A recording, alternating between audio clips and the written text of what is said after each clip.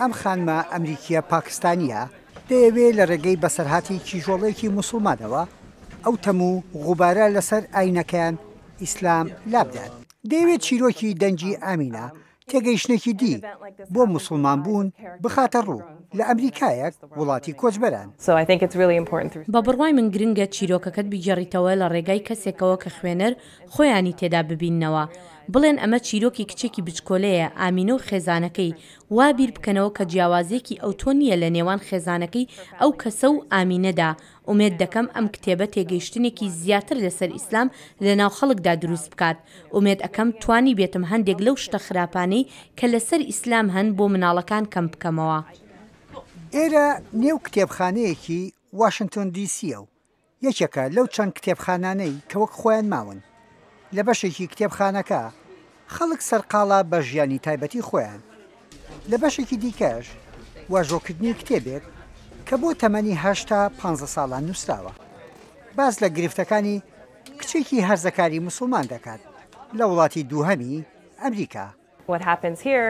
لێرە میدیا زۆر تشک دەخاتە سەر شتە خراپەکانی ئیسلام و ئیسلام و تیرۆریزم بەیەکەوە دەبەستێتەوە. ئەمە ژوای کردووە خەڵک کەمتر لە ئیسلام تێبگات.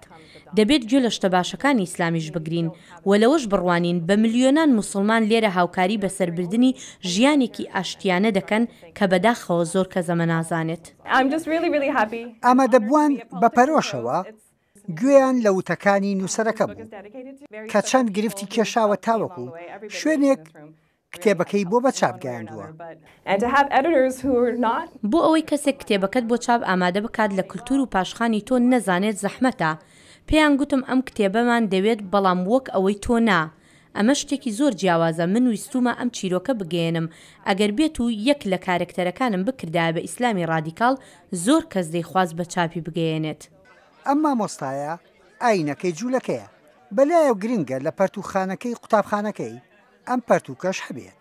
بەلایەوە بیرۆکەیەکی ژیرانەیە لە ڕێگەی منداڵەوە پەنجەرەیەک بکەیتەوە.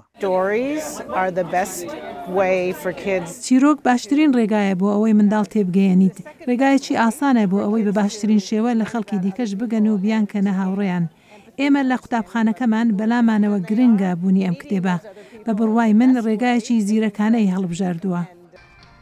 لە نێو ئەو هەموو پەرتوکە جیاوازانەی ڕۆژانە لە ئەمریکا دەکەوێتە بەرچاوی خوێنەر پەرتوچێک و چیرۆکێکی تراژیدی.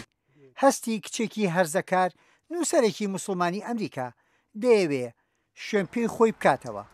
ئەم منداڵە وە خۆی وتی کتێبەکەی خوێندوێتەوە. هەندێک شت لەبارەی ئیسلامەوە فێر بووم لەو بەرنەم دەزانی ئیسلام چییە؟ وامەزانی مزگەوت ناوەکەی کەنیسەیە. دەنجی ئامینە لە نێو کۆمەڵگای ئەمریکا ڕەنگە ببیسترێت چونکە نووسینەکەی بە زمانی منداڵ نووسراوە. ئیتر ئەو ژاوەژاوەی ئیسلامی تووڕە و لە جیهاندا دروستی کردووە. ڕەنگە ئەم پەرتوکە پەیامەکەی بگەێنێ. یەحیا بەرزوجی دەنجی ئەمریکا، واشنگتن.